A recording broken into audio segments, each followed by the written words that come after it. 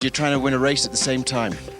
So this turn is really so important because you've got this long flat coming up here now. So at the end of these flats, you come up to a very steep bunch of ice turns. It is called the ice wall, and that's why, because it is literally a wall of ice with a couple of turns on it. And then you come up to a wee jump just to stop you falling asleep and enter into hell. Yeah, and this is what they call hell, or hellhole really, and it certainly gets hot in here during the race. You're coming down off the jump 80, 85 miles an hour, into the shade sometimes, and you're getting just rattled around, and it's fast, it's bumpy, and it's a long, long turn, and you really have to make sure that you switch edges quickly from right to left, then back onto the long turn, and keep the pressure on the skis. It's so easy to lose time and speed here. As soon as your arms come out, you're just fighting against being thrown around and your head's being rattled around. It is actually quite a hard piece of work. But as you exit the long turn, you aim for the Fischneise. This is one of the most wicked, subtle terrain changes you can ever experience. Bringing many casualties here. This Kandahar course is a scorpion of the World Cup circuit. It has a deadly sting to a tail, as Michael Valkhofer well knows. So these are the World Cup downhill standings. A 45-point advantage for Michael Valkhofer over Bodie Miller, with Johan Grugge down in third position. Now there are 4 downhills remaining, so still any one of the top 10 from a technical perspective could take the downhill title. But it is Valkhofer, Miller, Grugge and Rouse, the top 4 competitors, who all need to score points here today and remain the favourites to lift the title for the season and be crowned the best downhiller of 2005. Britain's Finlay Mickle looking to make amends for a poor training run yesterday, and he was the first person to admit it, was not happy at all with his performance in the one practice run, but his World Cup season is going so well. 18th, 13th, 17th, 18th, and that brilliant 11th position in the World Championships, breaking the record of the gentleman sitting next to me in the commentary box. But Finlay now really does need to keep that momentum going and try and break into the top 25 to qualify for the World Cup finals. He's looking just a little bit passive. It looks like he just doesn't feel totally comfortable, and when you have a bad training run, see, a little correction there, that would have cost him a little bit of time. If you don't have a great training run, doesn't give you necessarily the confidence you want, but if he gets a good steady race in here today, that might help him for tomorrow. But picking up a little bit of speed on the bottom, we've seen that a lot with Finlay, because he does have that great endurance. Well, let's see if the fitness can put him into top position. Mario Scheiber, 2 minutes 41. This is Britain's Finlay Mickle, and Mickle just outside goes into second position.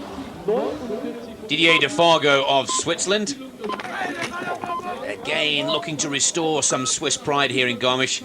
I was amazed to see how strong and powerful Didier Defargo looked last night at supper. This man really is solid in his build. He comes in at around about 90 kilos of weight, and about 1.85 meters in height, but he really is very, very powerfully built in the legs and the lower back and stomach, and those kind of power is what you need on the top section of the course here. Let's see if Defargo can put the Swiss back on track. 0.63, so far so good for the Swiss racer. Yeah, Defargo is a beautiful technical skier. His weakness is perhaps in his head, because he skis better sometimes than his results show, and they're getting dragged out wide again. He just doesn't seem to be able to concentrate perfectly all the way from top to bottom on a course, and he just allows a mistake to come in the run here and there, costing a little bit of time. And he's 0.05 of a second the right side of the clock, but he really is risking everything right on the edge of his game. Now comes into the hellhole through the very difficult Valkhofer turn.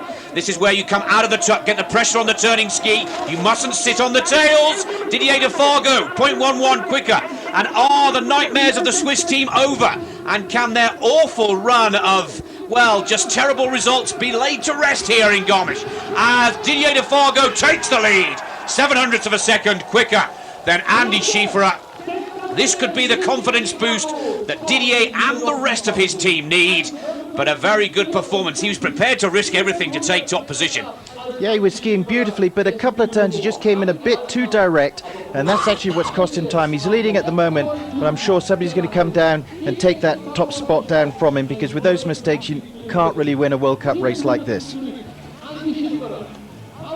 Hermann Maier next in the starting gate wearing bib 25. Fresh off the back of his gold medal in the giant slalom from the World Championships. He won the Super G here a year ago, and he won the downhill here 5 years ago, back in the year 2000. Now, it is fair to say that the downhill competitions at the recent World Championships were a nightmare for Hermann Maier, and he's looking to put that nightmare behind him here in Garmisch. And these tight turns at the top should suit Hermann, because having coming fresh off a gold medal in the giant slalom, which was a tremendous victory for somebody who nearly had his leg amputated a couple of years ago, to be able to ski that well on such difficult conditions. You can see Maier has carried speed off through the turns. His technician has done a good job with the skis. Wax very important here on the flat section of the course.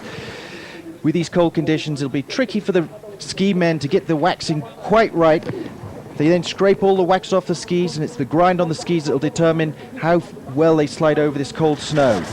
Yet to break into the podium or onto the podium in the downhill discipline, but Hermann Maier in the midsection of the course is flying, almost half a second advantage over the current Swiss leader Didier Defargo. Now he comes into this darkened section of the course known as Hell. This is the Hell hole. Got to get the pressure on the ski here. This is where Defargo made his time, made his speed, and Hermann Maier is building 0.55. Can the Herminator lay the ghost to rest of his downhill skiing all season? And Hermann Maier takes the lead, and takes the lead by an impressive margin, 0.66 of a second. And that really is a big challenge for the likes of Bodie Miller and Michael Valkoffer. That giant slalom victory in the Worlds has restored the self-belief and the confidence in Hermann Maier, because that's the best downhill performance we've seen all season. It's Miller time, say the Americans in the crowd. Now, in this rescheduled downhill from Kitzbühel, in his first performance since claiming World Championship gold a couple of weeks ago, can Bodie Miller do it again? He's trailing Michael Valkoffer in the chase for the World Cup downhill title by 45 points. Didn't look that impressive in the practice yesterday, but you never can tell with Bodie Miller. And look at this, 0.33, faster than our leader Hermann Maier. Yeah, and the reason why is, as you could see when he came in very direct into that turn, and he pulled it off. He was the one racer that wasn't thrown off line by it. Bodie Miller can execute turns that none of the racers can, but they're getting thrown out, just trying to keep the skis running, and he got pulled off. Bodie Miller almost coming off on the Valkoffer turn, the famous turn where the leader of the Tour standings crashed 2 years in succession. Bodie Miller is outside, 0.14. That mistake on that difficult final turn is the difference between first and second position, and Bodie Miller knows it. Here's the slow-mo once again. Conrad, clearly this is where it all went. Yeah, this is in the ice hang. This is just before that. Just trying to get on his edge, let his skis run, make that commitment, and he just got pulled off. And that cost him that time. Wearing the red bib, indicating that he leads the downhill standings, 45 points ahead of Bodie Miller. He was the fastest here in practice yesterday. Now can Valkoffer do it in the race, and can he get round that bogey gate?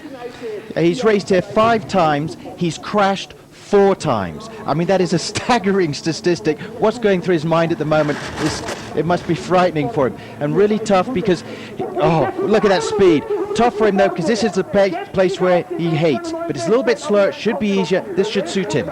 Now can Valkoffer lay the ghost to rest? Hold your breath. Into the hell hole. Up the wall. This is where he's fallen 4 times before. And he's through. He's clean. Surely now Valkoffer not only has got the victory, but can extend his lead by over 50 points on Bodie Miller.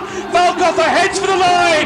And Michael Valkoffer takes round 8 of the downhill tour and takes it away from Hermann Maier. The turn and the jump that has, given him nightmares for the past 5 years is now behind him. Valkoffer takes the downhill here in Garmisch, extends his lead over Bodie Miller, and what a brilliant performance at a crucial time in the season in his quest to lift the downhill title. Beautiful run by Valkoffer. He really committed himself to the turns, and he really accelerated out of every turn. And he really looked like he got every ounce of speed on this course. Looked straight back into the tuck. That is fantastic skiing. Beautiful commitment from the Austrian. So sweet revenge for Michael Valkoffer after losing his World Championship crown to Bodie Miller, and the best downhill result of the season for the newly confident Hermann Maier in runner-up spot, although a whole second behind his fellow Austrian. Britain's Finlay Mickle, a little disappointingly, finishing in 29th place, but still picking up 2 valuable World Cup points. Valkoffer opens up a 93-point lead over Miller at the top of the downhill standings, and Finlay Mickle currently lies in 29th position. He needs to crack the top 25 to qualify for the World Cup finals in Lenzerheide, and there are only 2 downhills left to do it in, so the pressure is on for the British number 1. So a superb victory for Michael Valkoffer, wrapping up downhill number 8, Conrad, opening the margin between him and Bodie Miller by 93 points with just 3 races to go. Yeah, but I think there was something else in his mind, and that was revenge for the World Championship. Bodie Miller took away his title, and the way that Valkoffer skied today, he was a man with a mission. I mean, he executed every turn so well and perfectly. He looked angry, looked like he wanted this race so badly. Also, the fact that he's crashed on this course so many times is a small factor, but he wanted to show some revenge for Bormio, where the Austrians got trounced by the Americans, and did he execute that in style? I mean, that was a big advantage over second place. Well, the World Championships are over. We're into World Cup week in, week out business, and Valkoffer is definitely the man to watch out for. We're hoping to bring you a second downhill from Garmisch, as today's event was the rescheduled competition from Kitzbühel. Before we get off to that second downhill, let's take a look at the snow conditions across Europe right now. It's still snowing across Europe, and news this week is there's more to come. Starting with France, there are some excellent powder conditions in many of the French resorts, the pick of the bunch being Chamonix, Argentière and Avoriaz. Conditions are great in the 3 valleys, where cold temperatures mean the powder is being well preserved, especially in Maribel and Courchevel. In Austria, there's been heavy snowfall across the whole of the country, and conditions are fantastic.